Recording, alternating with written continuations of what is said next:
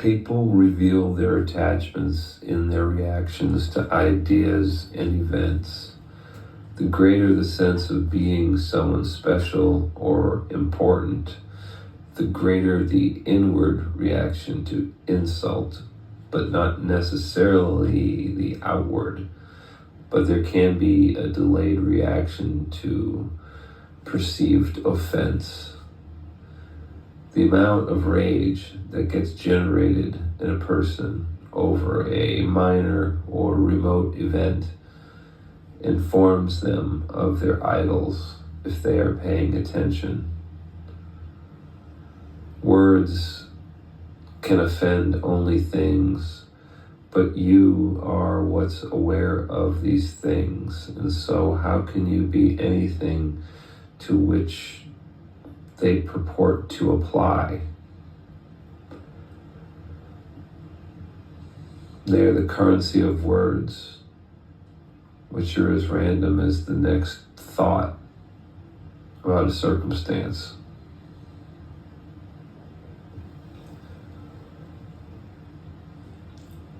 Unless you are properly positioned within a society in a station that commands the respect of all listeners, there is a social cost to seeing a problem early.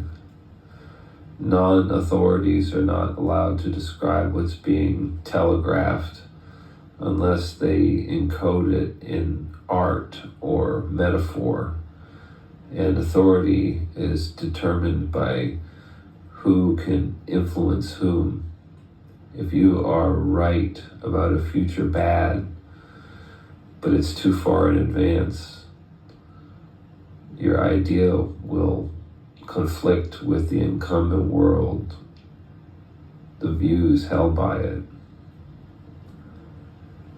You are affected by a problem early through early perception of it.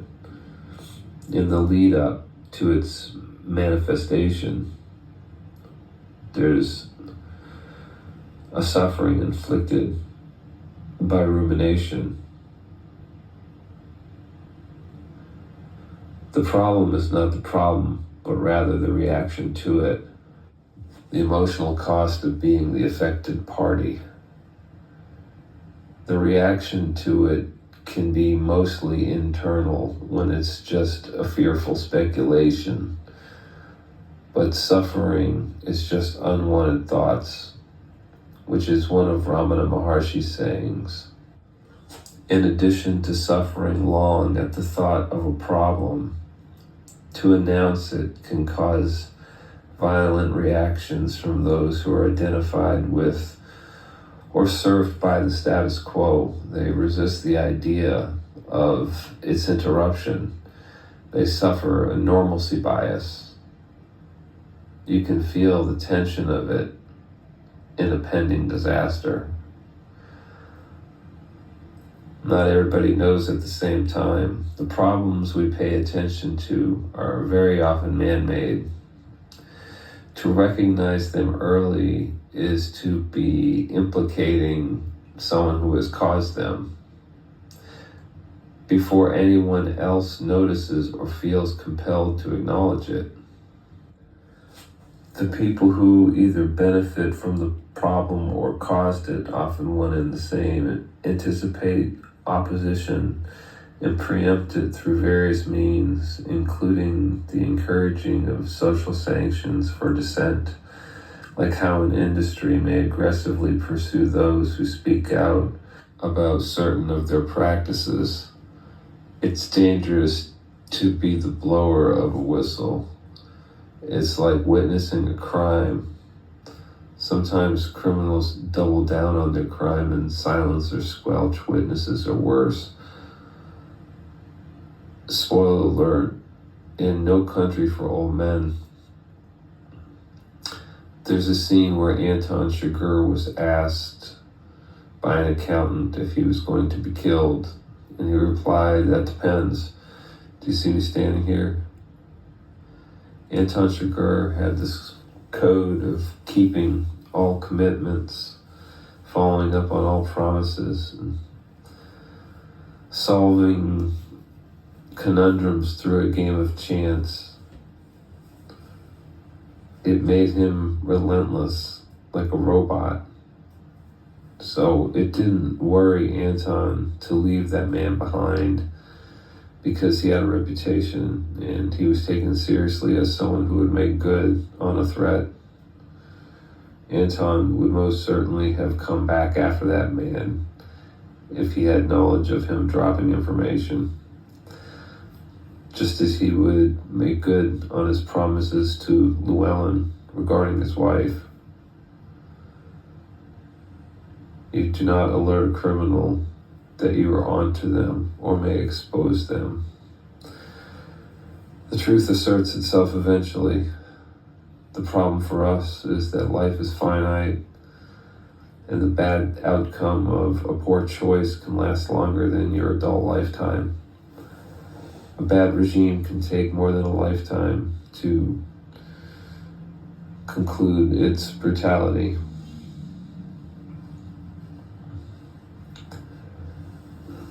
In absolute moral exceptionalism, identical acts are labeled as good or evil depending on who committed them, regardless of context.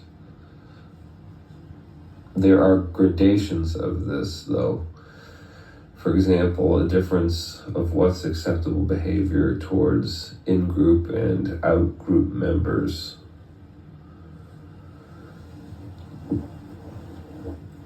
So how much bad can your in-group do to out-group members before it's a problem? So long as there's no one to impose a correction on offending leadership, there are untouchable people who must be obeyed, making us a country of men and not laws. In moral exceptionalism, we are the protagonist of every scenario, the only just party, a person who thinks they're always just and right is no fun to be around. Everything is life or death with a person like that, because they have to hide or defend their unacknowledged shortcomings.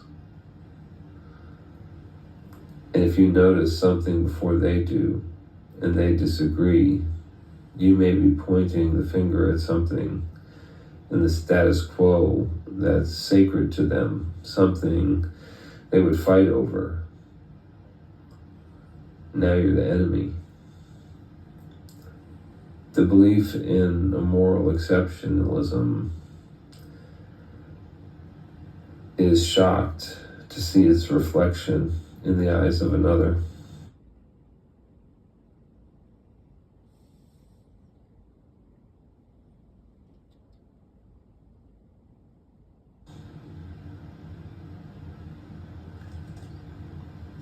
Moral exceptionalism, the belief that one is morally superior to another by virtue of bloodline or orthodoxy, can be conditioned into a population. It causes unequal justice. The social effects of station can be seen throughout history.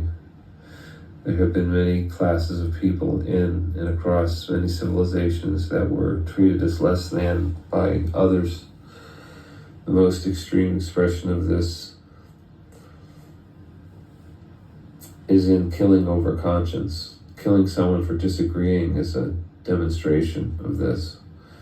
There's a findable video out there of an old man who nearly kills a biker by intentionally swerving at him in an untelegraphed way. When witnesses pull him aside, he acts as if he had every right to run that guy off the road. He had a very comic book way of interacting with the world. He was given some serious prison time because it was all on film. If you've seen the video, you've probably not forgotten it. Somebody who is willing to so suddenly unleash deadly force on unsuspecting others is somebody who should be precluded from the opportunity of doing it. They shouldn't be out there with your loved ones. It's really hard to know if random things you read on the internet are true, so everything is taken with a grain of salt, just for what it is on the surface level until further research is done. The internet is full of horror stories of repeat offenders who should never have been given the chance to harm another person. I define emotional intelligence as the ability to maintain both inner and outer composure in the face of challenges to one's ego. When a tree branch falls on your shoulder, there's not the same kind of emotional pain that would appear if somebody had struck your shoulder with a tree branch as a weapon.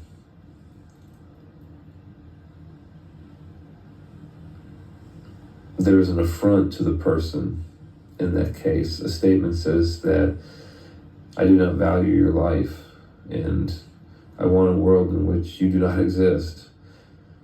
That's an attack on both the body and the ego. The double arrow that hits body and the emotion. It's like et tu, Brute. It's that other kind of hurt.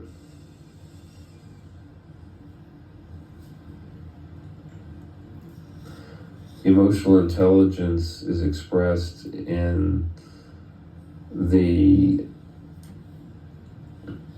narrowing of gap in response between those two types of events, meaning a tree falls on you, hits your shoulder, the emotional response to that versus the emotional response to being assaulted with a branch by a person. Both dependently originated.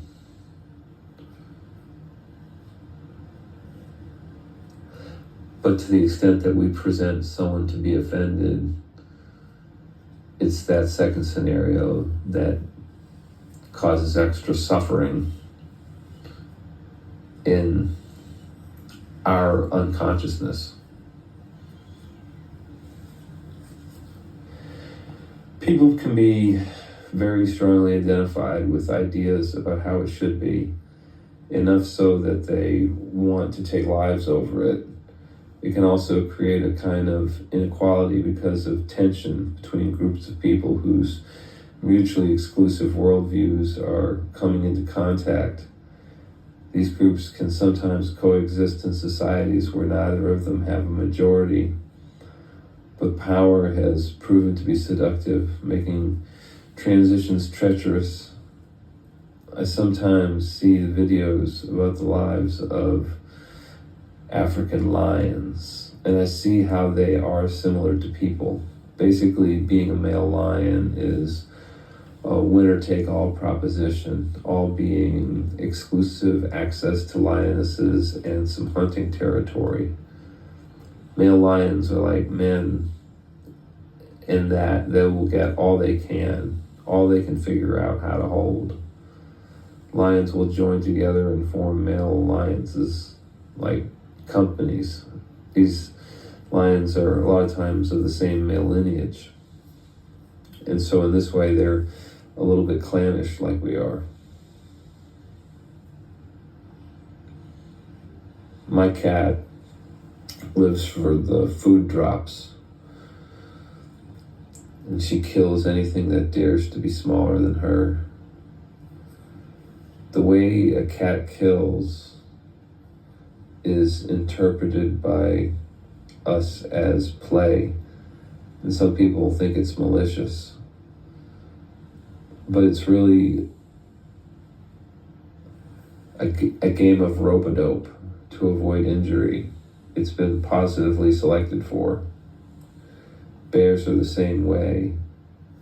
There's a video out on YouTube of somebody skiing. I think it's in perhaps Bulgaria, I'm not sure, but there's a bear on the slopes, and there seems to be one fairly expert skier in the front who encounters this bear first, and the bear playfully starts to chase him, And he leads the bear away from all of the other skiers. And the bear chases him down that entire slope, and I don't think it wanted to play, but it was acting playful. So they playfully approach their quarry and they try to wear it down until it's no longer capable of being dangerous. It can't make a dangerous final stand. Such is the way of the predator. Such is the way of man. Human beings wage war in the same way, destroying enemies before they realize they are being destroyed, and not merely tested, like the undermining of fortifications. The vector of destruction in such a case is unrecognized by the victim, who cannot mitigate the risk they can't imagine. The thing that's most vulnerable in this sense is the mind, and the time it is most vulnerable is in the formative years. Ideas are accepted on a first-come, first-served basis. It takes more to contradict them than it took to accept them initially. And this can often be because critical thinking skills are far from being the first ideas with which a person is equipped. Conditioning is just the product of sense capture over time. Conditioning forms the mental framework through which ideas and sense data are interpreted. Whoever controls what's coming through your senses can decide what software to install between your ears. It doesn't have to be in a targeted way, but if everybody is exposed to the same content, it can create a shared mental framework that describes the world. Things that we mutually take for granted.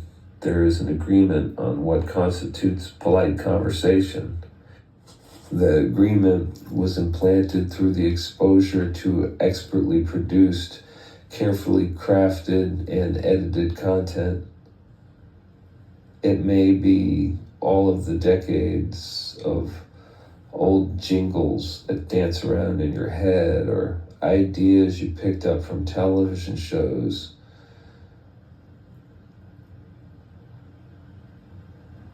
It seems smug when a person mocks anyone who would disagree with what the people on television said, as if the television has never been proven wrong before. There are people who are more astute than I, who can point out all of the untruth that's been spoken on television over the years. It just takes a little bit of hindsight to recognize the biased nature of television and other corporate-controlled media. I have a hard time interacting with people who believe in the reality projected by the corporate media. Their product is just like a soap opera that I don't watch anymore. And instead I try to get a lot of different sources and use the mental tools I've developed to analyze the information. Everyone has to be their own advocate. You can't just trust the people on television to have your best interests at heart. Perhaps it's because people form parasocial relationships with celebrities and then just believe them and agree with them. But they are not independent voices. They are filtered voices. They are voices that would be silenced if they disagreed with their benefactors. It's really best to consider the source of every piece of information and what its purveyor's motivation might have been in putting it forward, and consider the world that the things that are glorified leads to. I'm familiar with this platform called Quora. It's like where people ask questions and then have them answered by people with varying levels of expertise. I've been on this platform for over 6 years. Anyway, an answer came up in my feed that was 3 years old, and it had some outdated information. The question and answer were predicated on something that was now known to be false, that would have invalidated the premise of the question had it been socially acceptable to discuss at the time. It wasn't a universally agreed upon thing at the time, but it is now accepted. These things were incorrect positions that were strongly held by the mainstream. Not everybody agrees on when it was recognized that something was going to be endemic, making it a question of when and not if a person would be exposed to this novel thing that made the rounds. Opinions vary on the mitigation strategy, but so much was gotten wrong along the way, and people were harmed by policies that were based on ideas that were disprovable at the time, but also had their fact checkers censored. This 3-year-old question on Quora had a huge comment section of people agonizing over a mass exposure event and who was responsible. But the truth is that nobody was not going to get this thing. It's just a matter of timing. Maybe that is a cold way to view it, but we are all going to be exposed to it. It's just a question of what we did to mitigate the risk beforehand. And I understand this idea of flattening the curve, but nobody was not going to get it. That's the point.